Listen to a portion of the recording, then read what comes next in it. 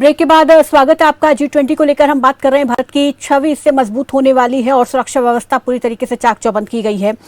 जल्दी से रुक कर लेते हैं नीतीश चौरसिया का, जो कि आप प्रवक्ता हमारे साथ जुड़ गए। नीतीश जी नमस्कार, स्वागत है आपका। जल्दी अभिषेक जी आपका भी मैं रुक करूंगी, लेकिन नीतीश जी, क्योंकि दिल्ली में आपकी भी सरकार है तो आपका भी योगदान इस सम्मेलन को सफल बनाने में बहुत अहम माना जा रहा है। लेकिन कहीं ना कहीं ये आरोप भी लग रहे हैं कि श्रेय लेने की होड़ कहीं ना कहीं आम आदमी पार्टी यहाँ पर जो है वो दिखाई दे रही है, श्रेय लेना चाहती है कि इस तैयारी में हम बेहतर कर रहे हैं। लेकिन आप किस तरीके से देखते हैं इस पूरे इवेंट को, और क्या वो सहयोग आम आदमी पार्टी दे रही है जो एक देश में इवेंट होने वाला है जिसमें हर किसी की भागीदारी बहुत अहम हो जाती है, क्या उस तरीके का सहयोग आम आदमी पार्टी दे रही है केंद्र को?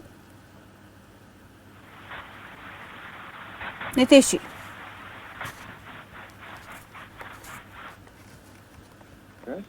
और ऐसे तमाम मंचों का आम आदमी पार्टी, दिल्ली सरकार और म्युनिसिपल कॉर्पोरेशन ऑफ दिल्ली स्वागत करती है कि इसका आयोजन दिल्ली में रखा गया है। इसके लिए हम बहुत आभारी हैं, बहुत धन्यवाद करते हैं। सबसे बड़ी बात, दूसरी प्रमुख बात, जब देश की बात आती है, देश की सर्वोन्नति की बात आती है, तो बात होती है हमारे सहयोग की, हमेशा सहयोग की। हमारी दिल्ली सरकार, MCD की सरकार पूर्ण तरीके से 24 घंटे एकदम एक्टिव मोड में है। एक एक एरिया के एक एक चप्पा चप्पा आप देखेंगी, आपको साफ सफाई, सौंदर्यीकरण, ऐसी तमाम चीजें दिखेगी। और मैं फिर आपको बताना चाहता हूं कि श्रेय लेने का हमारा कोई ऐसा काम नहीं है। हमारी तरफ से दिल्ली सरकार को केंद्र सरकार से पैनी रुपए भी रिसीव नहीं हुए इस मद के लिए, लेकिन फिर भी हम अपने कर्तव्यों को, अपने मेहमानों का स्वागत करने के लिए हमेशा लाइन में आगे खड़े रहते हैं। हमेशा स्वागत करने के लिए देश की जब बात आएगी, देश के गौरव की बात आएगी, तो हम आपके सामने सबसे आगे खड़े मिलेंगे, देश के सहयोग के लिए सबसे आगे खड़े मिलेंगे।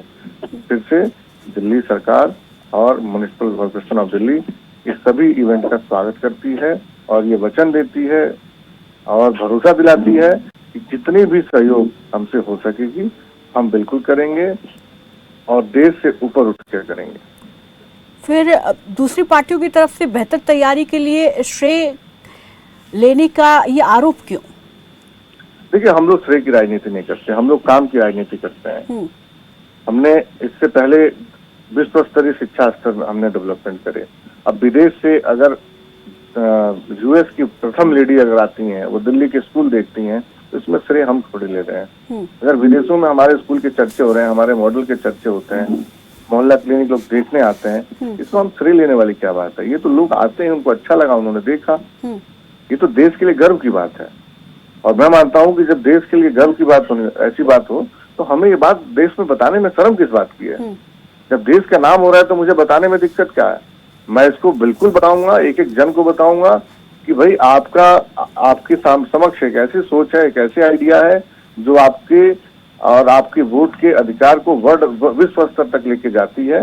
इस बात में मुझे कहने में कोई शर्म नहीं है और मुझे लगता है देश की जनता को भी कोई शर्म नहीं है कि अगर आज एक समय हुआ करता था कि जब हम मॉडल सीखने जाते थे, आज हमारे लोग मॉडल सीखने आ रहे हैं, ये तो गर्व की बात है हमारे लिए। तो मैं फिर से कह रहा हूँ, आज चूंकि G20 का माहौल चल रहा है, हम पूरी टीम, हमारी पूरी सरकार, एक एक व्यक्ति, एक एक दिल्ली की जनता इस बात के लिए आश्रित है, बिल्कुल अपने मेहमानों का स्वागत करने के लिए दिल से फूलों की माला, दिल की गहराई से स्वागत कर रही है। और कोई भी अपने मन में भी यही चाहिए, जब देश की बात हो तो सभी यहाँ पर करने की बिल्कुल सभी को एक होना चाहिए, चाहे वो राजनीतिक दल ही क्यों ना हो। ठीक है अभिषेक। अतिथि देवो भव, हमारे लिए अतिथि देवो भव, सर्वप्रथम अतिथि देश है, देश से बड़ा कुछ भी नहीं। ठीक है अभिषेक जी, आपका रुख करना चाहूंगी, आप किस तरीके से देखते हैं G20 शिखर सम्मेलन को, क्या आप इसका स्वागत करते हैं?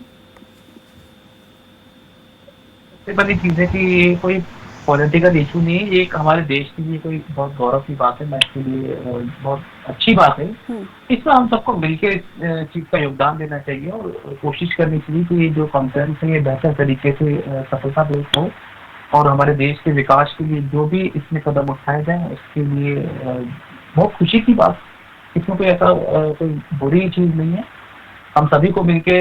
लेकिन प्रदीप जी को आपने सुना, उन्होंने कहा कि कुछ लोग विदेशों में जाके भारत की छवि को धूमिल करते हैं। आप समझ ही गए होंगे कि ये इशारा जो है कि जैसा कि मैंने कहा कि ये कोई पॉलिटिकल एक इशू नहीं है, पॉलिटिकल बयान मैं भी इस पर बहुत सारे दे सकता हूँ, एक नहीं 500 दे सकता हूँ, लेकिन मैंने कहा ना पहले कि मैं इसमें कोई पॉलिटिकल बयान नहीं देना चाहता। ये हमारे देश की बात है, इस पर एक दूसरे पर उंगली उठाना इस समय सही नहीं होगा।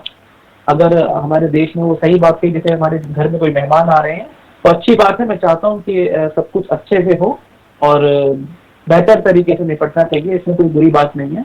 ये समय एक दूसरे पर उंगली उठाने का नहीं है, क्योंकि अगर एक उंगली ये उठाएंगे शायद 2 उंगली हम उठा देंगे, उसमें कोई मजा नहीं आएगा। ये पॉलिटिकल इशू नहीं है, पॉलिटिकल इशू होता तो उसमें पॉलिटिकल तरीके से बात की जाती है, लेकिन ये देश इसके बारे में बात है तो उसको उसी तरीके से बात हमें लेनी चाहिए। अच्छी बात है जो कुछ हो रहा है, सब बढ़िया है और हमारी शुभकामनाएं हैं। ठीक है, विदेशी मामलों के जानकार हमारे साथ यहाँ पर जुड़ गए हैं, विदेशी मामलों के विशेषज्ञ रविंदर सचदेवा। वो बेहतर तरीके से इस इवेंट के मायने हमें समझा पाएंगे, उनको अब थोड़ा समय यहाँ पर देंगे। रविंदर जी नमस्कार, स्वागत है आपका खबर फास्ट पर। रविंदर जी मेरी आवाज आप सुन पा रहे हैं? हाँ जी, हाँ बिल्कुल आप सुन पा रहे हैं। जी बिल्कुल, आपकी आवाज मिल रही है। सर मैं आपसे यहाँ समझना चाहूंगी, G20 सम्मेलन भारत में होने जा रहा है और बड़े बड़े देश जो इसका हिस्सा है, इसके अलावा जो सदस्य नहीं है उनको भी आमंत्रित किया गया है। आप इस इवेंट को किस तरीके से देखते हैं, कितना इससे भारत मजबूत होने वाला है? और सबसे महत्वपूर्ण सवाल कि क्या वाकई में, क्योंकि इससे पहले भी जो और शिखर सम्मेलन हुए हैं G20 के, उनमें जो चीजें निकल कर आई उन पर काम हुआ, और अब हम क्या उसी तरीके की उम्मीद इस G20 सम्मेलन से कर सकते हैं कि जिन बड़े बड़े मुद्दों पर, जो कि वैश्विक स्तर के मुद्दे हैं, उन पर बात होगी और उन पर काम होगा? Thank you very much, pleasure, honour आपके साथ और आपके लर्नेड पैनल के साथ। देखिए, सबसे पहली बात, बड़ी पिक्चर में अगर हम देखें कि ये जो G20 हो रही है इसका क्या इम्पोर्टेंस है इत्यादि, पहली बात तो ये देखिए, दुनिया 2020 के बाद से बदल रही है। कोविड हुआ, लाइफस्टाइल बदले हैं, शॉक लगा ह्यूमैनिटी को पूरी प्लैनेट में। रशिया यूक्रेन वॉर हो रही है, पूरी दुनिया में पहली बार अजीबोगरीब हालात हो गए हैं। और तीसरी चीज है अमेरिका और चाइना का कंपटीशन। और कंपटीशन, अमेरिका दुनिया का नंबर 1 एम्पायर है, चाइना नंबर 2 है। चाइना कहता है मेरे को नंबर 1 बनना है, अमेरिका बोलता है मैं तुम्हें बनने नहीं दूंगा, चाइना बोलता है रोक सको तो रोक लो।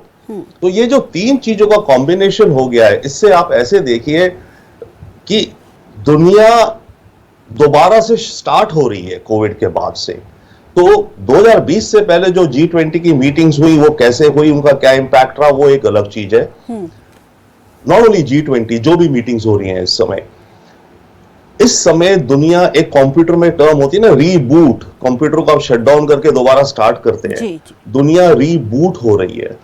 अगर हम कहते हैं कि ये कलयुग है, जितने भी हजारों साल का हमारे हिसाब से शायद कलयुग है, तो मेरा यह मानना है कि 2020 के बाद से दुनिया कलयुग 2.0 में एंटर कर गई है।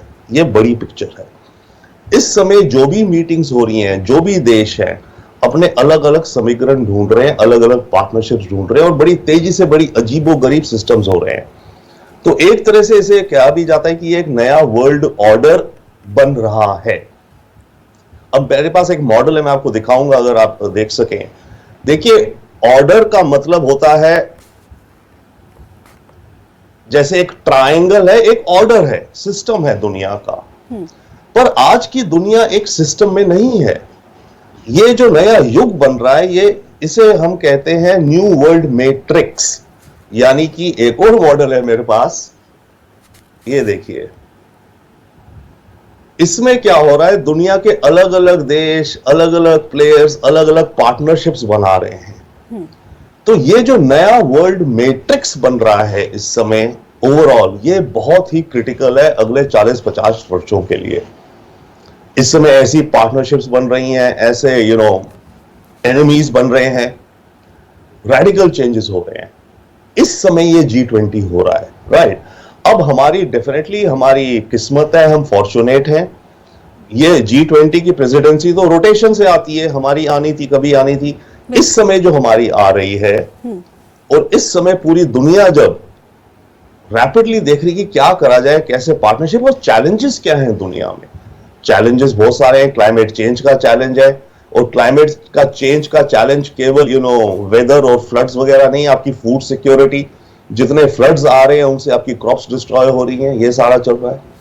दुनिया में करीब 60 से ज्यादा देश हैं इस समय जो कि इतना कर्जा ले चुके हैं कि वो डूबने जा रहे हैं कर्ज में। श्रीलंका का आपने देखा, पाकिस्तान देखा, ये तो हम अपने आसपास देख रहे हैं, इजिप्ट ले लीजिए, लेबनान ले लीजिए, लैटिन अमेरिका में करीब 60 एक ऐसे देश हैं जो कि इस कगार में हैं, उन्होंने बहुत ज्यादा कर्ज ले रखा है, उनको रेस्क्यू भी होना है। तो दुनिया की जो बड़ी इंस्टीट्यूशंस हैं फाइनेंस वाली, IMF हो गया, वर्ल्ड बैंक हो गया, इनका रिफॉर्म भी जरूरी है। और प्रेसिडेंट बाइडेन ने कहा भी है कि मैं जो आ रहा हूं मेरे मेरे एजेंडा में ये है कि G20 की अहमियत है, इसकी अहमियत और बढ़नी चाहिए, और डेवलपिंग कंट्रीज की जो फाइनेंशियल ट्रबल्स हैं उसके लिए हमें इंटरनेशनल फाइनेंस इंस्टीट्यूशंस का रिफॉर्म भी होना चाहिए। अब आपका क्वेश्चन बड़ा इंटरेस्टिंग था, आपने कहा कि जो पहले G20 होती थी उनमें कितना काम हुआ वर्सेस ये जो G20 हो रही है इसके कितने कॉन्क्रीट आउटपुट आएंगे, ठीक है ना। तो कोविड के बाद से जो फिजिकल पहली G20 हुई वो पिछले साल बाली में हुई, राइट, बिल्कुल। जो उसमें जो डिसीजंस लिए गए खास नहीं ले पाए क्योंकि यूक्रेन वॉर उसी समय शुरू हुई थी, या 6 महीने पहले नवंबर में हुई थी, तो यूक्रेन वॉर तो फरवरी में शुरू हुई, जिसके चलते सारे देश अपने को रीएडजस्ट कर रहे थे दुनिया के माहौल में, राइट। अब जो ये G20 हो रही है, अब 1.5 साल से ये युद्ध चल रहा है, चाइना का मामला भी बहुत ज्यादा अब सीरियस हो गया है, फाइनेंस का मामला भी सीरियस हो गया है। तो इस बार जो ये मीटिंग हो रही है इसमें बहुत ज्यादा सीरियसनेस है। सीरियस तो हमेशा होते हैं बट रास्ता निकालने के लिए सीरियस है। पहले जैसे क्लाइमेट चेंज को लेके जो बहुत बड़ा मुद्दा है G20 में, उसमें बात करी गई है कि $100 बिलियन दिए जाएंगे every year to developing countries to combat climate change, right. तो अगर आपके क्वेश्चन से हम देखें तो 100 बिलियन में से मात्र 25 बिलियन दिए गए हैं, राइट। अब कितने और दिए जाएंगे उसका भी डाउट है। इस समय हर देश अपनी दिक्कत में है, किसी देश के पास इतना पैसा नहीं है कि दूसरे देशों की मदद करे, अपनी मदद कर ले, वही बहुत बड़ी बात है, राइट। तो कॉन्क्रीट क्या डिसीजंस निकलेंगे कह नहीं सकते, पर बात यह है कि इस समय जो चुनौती है आपके सामने खुले में खड़ी है, तो देशों को सीरियसली देखना है। बट बिग पिक्चर में एक और चीज है, इस समय दुनिया को जो जरूरत है वो जरूरत है दुनिया को एक मिडिल पाथ की, सद्बुद्धि की। इस समय सब पड़े हैं, ओके, इतने गुस्से में है सब लोग, तो को एग्जिस्टेंस की जरूरत है प्लैनेट अर्थ पे। और यस, भारत को ये एडवांटेज है, हमारी लेगेसी है कि भारत हिस्टोरिकली भी, और अब हम ज्यादा हमेशा बात करते हैं वासुदेव कुटुंबकम की। वासुदेव कुटुंब को आप छोड़िए, दुनिया एक फैमिली की तरह कहीं नहीं रह पाएगी, इम्पॉसिबल है, भूल जाइए। बट कम से कम अगर दुनिया को एग्जिस्ट करना सीख ले, जियो और जीने दो, बुद्धा की टीचिंग्स या विचार, टैगोर, गांधी, स्वामी विवेकानंद, तो इंडिया के पास ये अपॉर्चुनिटी है और इंडिया के ऊपर रिस्पॉन्सिबिलिटी भी है, मैं कहूंगा, कि इन विचारों को स्ट्रांगली आगे रखे, और रख रहा है भारत, तभी हमारी इज्जत भी बढ़ रही है दुनिया में, राइट। और हम विश्व गुरु आप अलग रखिए, आप अपने को कहेंगे मैं विश्व, कहां कह सकते हो, अपने को कहो विश्व मित्र, हम दुनिया के दोस्त हैं, कंधे से कंधे लगा के सबके साथ चलेंगे। तो भारत ये जो चीजें रखेगा सामने, इसकी इंप्लीमेंटेशन कितना हो, कौन कितना सुने कि भाई जी और जीने दो, बात अलग है, बट एक बड़ी पिक्चर में हम दुनिया को एक रास्ते की तरफ पॉइंट कर सकते हैं, और ये ही अहमियत है, और इस समय दुनिया को इसकी जरूरत है। ठीक है, यहाँ पर एक और सवाल, क्योंकि हम यहाँ पर मानव केंद्रित विकास की बात करते हैं, और इस पर होना भी चाहिए बातचीत, क्योंकि ये भी एक बड़ा मुद्दा है। टेक्नोलॉजी केंद्रित नहीं होना चाहिए, क्योंकि अब धीरे धीरे AI की ओर हम बढ़ते जा रहे हैं, जो कि आगे चलकर हम देखेंगे कि कहीं ना कहीं रोज। तो क्या यहाँ पर भारत सरकार को इस पर फोकस ज्यादा रखना चाहिए, या अभी भी टेक्नोलॉजी केंद्रित ही यहाँ पर चीजें जो हैं वो एक बातचीत का विषय रहने वाली हैं? Definitely great question. देखिए, मानव केंद्रित विकास आप जो कहें, डेफिनेटली फोकस तो उस पर होना चाहिए। और जब हम ग्लोबल साउथ की बात करते हैं, यानी कि जो गरीब देश हैं, कह लीजिए पुअर हैं, डेवलपिंग हैं, उनमें सब में चैलेंजेस हैं, जॉब्स की, हेल्थ की, एजुकेशन की, फूड सिक्योरिटी, एनर्जी सिक्योरिटी इत्यादि, और ये सब जाकर के बॉटम लाइन इंसान को इफेक्ट करते हैं, राइट। तो मानव केंद्रित विकास, नो डाउट, बट टेक्नोलॉजी को आप अलग नहीं कर सकते। आज की दुनिया ऐसी होगी कि टेक्नोलॉजी आगे अपनी रेस पे चलती जा रही है, तो एक तरह से मानव और टेक्नोलॉजी का मिश्रण होगा। पर बात, आपका क्वेश्चन इस बैलेंस कहां है, इसमें एक बहुत बड़ा और मुद्दा है जो कि इस G20 में भी आएगा और दुनिया के सामने बहुत बड़ा मुद्दा है। केवल बात यही नहीं है कि AI की टेक्नोलॉजीज वगैरह कहां ले जाएंगी, quantum computing, robotics, 3D printing इत्यादि। सबसे पहली बात है कि ये टेक्नोलॉजीज किस स्टैंडर्ड पे चलेंगी। स्टैंडर्ड होता है किसी भी चीज का, राइट, टेक्निकल स्पेसिफिकेशंस। ये टेक्निकल स्पेसिफिकेशंस क्या चाइना के टेक्नोलॉजीज का दुनिया भर में चलेगा या अमेरिका यूरोप का चलेगा? जिसके स्टैंडर्ड अडॉप्ट ज्यादा हो गए वो देश लीड ले जा लेगा, देश या वो ग्रुपिंग। आप इसको हम सिंपल सेंस में समझे, जैसे एंड्रॉइड फोन्स होते हैं और एप्पल फोन्स होते हैं, राइट। अगर आपके पास एप्पल फोन है तो आपको एप्पल का ही चार्जर चाहिए, राइट। और अगर आपके पास एंड्रॉइड फोन है तो आपको एंड्रॉइड का ही चार्जर चाहिए। तो दुनिया में अगर एप्पल का स्टैंडर्ड जो टेक्नोलॉजी है वो ज्यादा अडॉप्ट होती जाएगी तो फिर तो दुनिया में एप्पल की डोमिनेंस हो गई ना, हर एक को वही चाहिए। अगर एंड्रॉइड ज्यादा जल्दी आ गया, सस्ता आ गया, स्टैंडर्ड ज्यादा देशों में अडॉप्ट हो गया तो फिर तो एंड्रॉइड तो यहाँ पर सारा खेल इन दोनों चीजों के बीच में बैलेंस किस तरीके से रखना है वो बड़ा महत्वपूर्ण रहने वाला है। ठीक है प्रदीप जी, आपका रुख करना चाहूंगी। जिस तरीके से आपने एक्सपर्ट को सुना, उन्होंने बहुत अच्छी तरीके से समझाया कि क्या चीजें होनी चाहिए। क्या उम्मीद कर सकते हैं कि भारत जो है वो इन सब चीजों पर बात करने वाला है इस शिखर सम्मेलन के जरिए बाकी देशों से?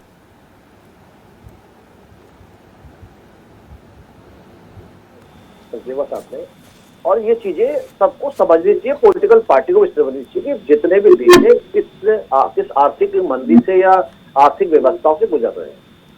कहना बड़ा आसान है कि विकास नहीं हो रहा, ये नहीं हो रहा, वो नहीं हो रहा, मगर हमारी जो वैश्विक चीजें हैं वो जो ग्रोथ होनी चाहिए, कुछ जो विश्व में युद्ध चल रहे हैं या आपदा चल रही है, जो कोविड गया है, उन चीजों को समझने की जरूरत है। और आज जो G20 हो रहा है, इन चीजों को तो है कि भाई एक बैठ के कुछ चीजों का समाधान निकाला जाए कि किन चीजों से लड़ना है। यूक्रेन रूस युद्ध है, क्योंकि इससे पूरा विश्व जो स्वास्थ्य है या जो बीमारियां हैं या जो आज वोमिंग जो वार्निंग आ रही है, उन चीजों को किस तरह करना है, रोका जाए, उन चीजों को लेके तो ये चीजें हैं। मीटिंग हम अपने घर में भी तो अगर कोई विवाह प्रोग्राम कोई करते हैं तो उसको लेके पहले घर में मीटिंग करते हैं। तो ये पूरे एक परिवार जो एक G20 बना है, उन चीजों को लेके तो है कि देश में शांति कैसे बने, ग्रीनरी कैसे हो, जल को लेके कैसे काम हो, इन चीजों आगे आने वाली समस्या जो है पूरे विश्व को जो झेलने, उन चीजों को लेके तो एक बैठक है। और ये देखिए ये कला है एक सब देशों के मिलकर जो बनाई कि ये सब चीजें अलग अलग देशों में होनी चाहिए, जिससे कि उन देशों के वहां नागरिकों में एक चीजों का संदेश जाए कि हमें देश में अपने लिए क्या करना है, क्या नहीं करना। क्योंकि देखिए हमारे भारतवर्ष के अंदर गंगा प्रथा है, यमुना प्रथा है, सरस्वती प्रथा है, मगर क्या है, जल की कोई भी नहीं करता कि जिस तरह से जल को नुकसान से रोका जाए, जल आपदा से कैसे किया जाए, उन चीजों को हम लोग अब नहीं समझते। हम खूब जितने मर्जी एडवर्टाइजमेंट दे ले, कुछ भी कर ले, मगर नहीं, उन चीजों पे हम लोग अमल नहीं करते। उन चीजों को चीजें पूरा ग्लोबल चीजें दुनिया समझ चुकी है, मगर हम लोग नहीं समझ पा रहे कि हमारे लिए आज जो जल है कितना महत्वपूर्ण है। हम लोग कितना घर से कूड़ा निकालते हैं, अपने कूड़े को घर में ही डिस्ट्रॉय करना सीखना चाहिए, नहीं सीखते हैं। ठीक है, समय की कमी है तो मैं एक एक कमेंट यहाँ पर अभिषेक जी और नीतीश जी का भी लेना चाहूंगी कि किस तरीके की उम्मीद आप इससे करते हैं। क्या वाकई में जिन मुद्दों पर बात होनी चाहिए वो होगी, या इम्पैक्ट किस तरीके का देखने को मिलेगा? नीतीश जी।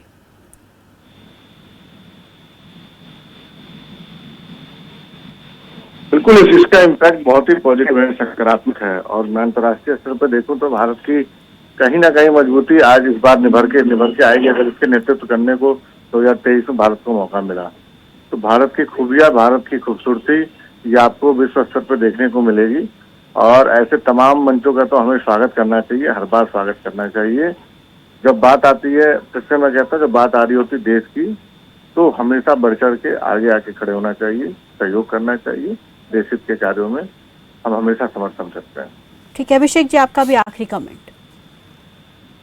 जी बिल्कुल, मैं भी इस चीज को सहमत करता हूँ। ये चीज कहता हूँ सबसे इम्पोर्टेंट चीज है कि बस एक जॉइंट स्टेटमेंट अगर आएगा तो बहुत हम सबको अच्छा लगेगा। दूसरा, इसमें जो भी विकास इस देश के लिए कदम उठाए जाएंगे वो बहुत महत्वपूर्ण होंगे और उनका मैं स्वागत भी करता हूँ, होना चाहिए। हमारे देश की अगर प्रगति की बात है तो हर चीज से परे हटके हमें अपने देश के विकास के बारे में सोचना चाहिए। ठीक है, बहुत बहुत शुक्रिया आप सभी मेहमानों का हमारे साथ इस चर्चा में शामिल होने के लिए, अपना कीमती समय देने के लिए। तो G20 में यहाँ पर बहुत सारे वैश्विक स्तर पर बड़े बड़े मुद्दे रहने वाले हैं जिन पर चर्चा होगी, और सबसे बड़ी बात यहाँ पर, सबसे बड़ा सवाल यही है कि आखिर इसका असर क्या होगा, क्योंकि इससे पहले जो G20 की बैठकें हुई हैं उनमें इतना, हालांकि बैठकें हुई हैं, एक सार्थक चर्चा भी हुई है उन वैश्विक मुद्दों पर, लेकिन उनका इतना ज़्यादा खासा असर देखने को नहीं मिला है जिस तरीके से एक्सपर्ट भी इस चीज़ को बता रहे थे। तो भारत में जो G20 अब सम्मेलन होने वाला है उसमें क्या इम्पैक्ट निकल कर आएगा, उसका वैश्विक स्तर पर क्या असर होगा, ये देखने वाली बात होगी। फिलहाल मेरे साथ बस इतना ही, दीजिए इजाज़त, नमस्कार।